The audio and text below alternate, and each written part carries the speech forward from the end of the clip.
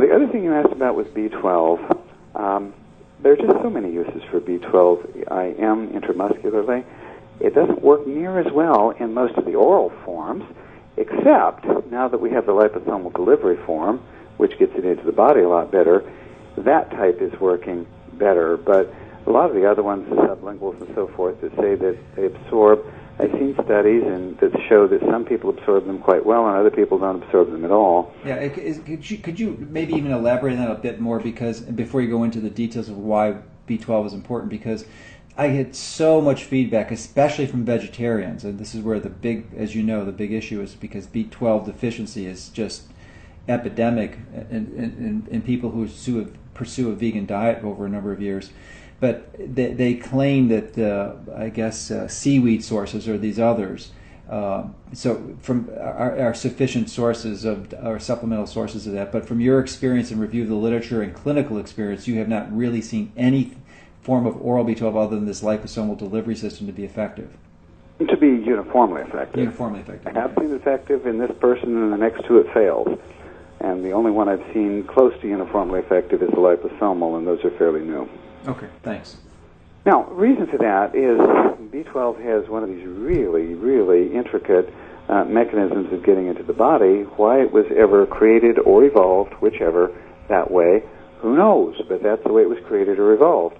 And that is that first, the B12, which is bound in what one might call an organic matrix, it first has to be dissolved out of that organic matrix, and that happens with the use of hydrochloric acid and pepsin. I shouldn't say the use, the production, normal production by the stomach of normal hydrochloric acid and pepsin.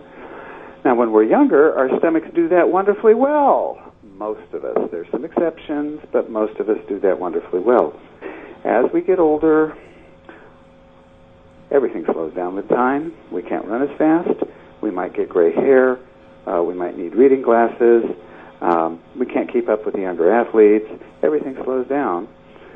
And we can sure slow down the rate of slowing considerably, but it does slow down. And one of the things that slows down is the function of the stomach.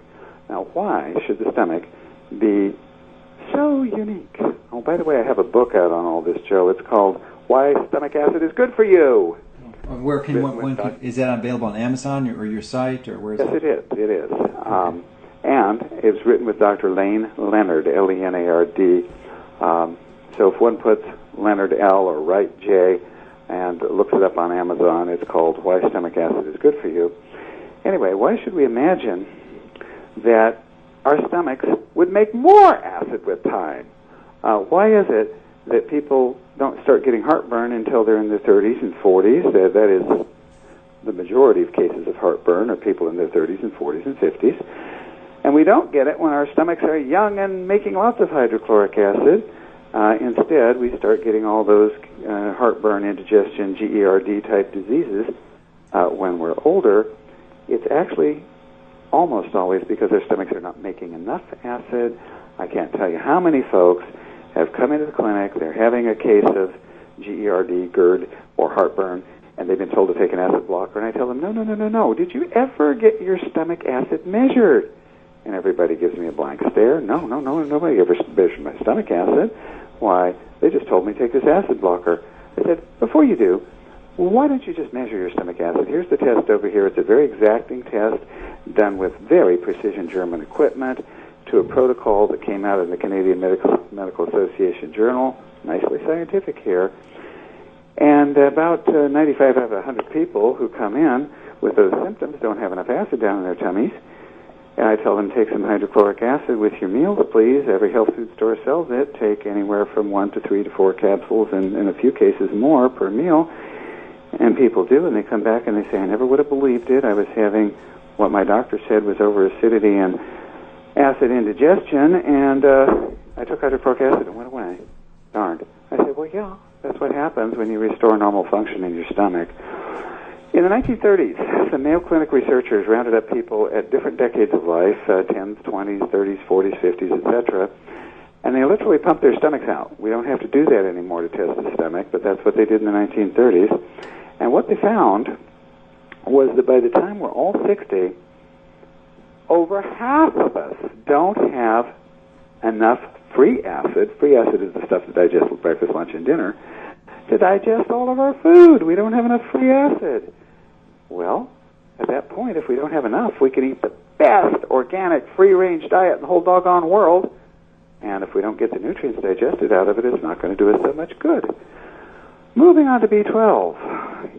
Once we've digested that B12 out of the food supply, either on our own or by taking the extra hydrochloric acid if we're over 60 and we need it, once we've done that, here's the loose B12 molecule. Does that get into the body? Nope. Sorry, folks. Instead, the way the creation or the evolution is, there's a molecule made by the stomach, happens to be called the intrinsic factor. I don't know why it was called that, but it's in the books. Look it up. And this stuff called intrinsic factor literally gloms onto vitamin B12 like a big old handle, and the two molecules, the B12 and the intrinsic factor, glide down the stomach all the way into the intestines through 20 feet of small intestine, and then according to all the textbooks of regular medicine, when these two molecules bonded together get to the end of the small intestine, the ileum, then what's absorbed is first the intrinsic factor. Those cells grab onto the intrinsic factor and they start pulling it into the cells of the intestine, and then it's absorbed. Now, getting back to stomachs that don't make hydrochloric acid very well, and as we get older, that's the case, they don't make intrinsic factor very well either.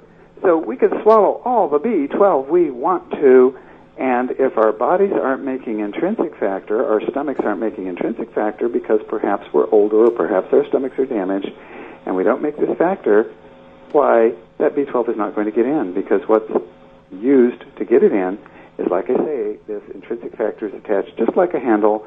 The cells of the intestine grab that handle and pull the B12 into the body.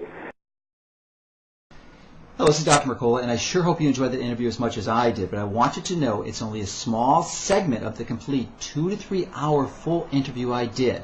And those interviews are available to members of my Inner Circle. And every month, members of my Inner Circle will receive a complete 2 to 3 hour interview of one of the top health experts in the world who is willing to share their secrets they've learned over a lifetime to help you and your family take control of your health.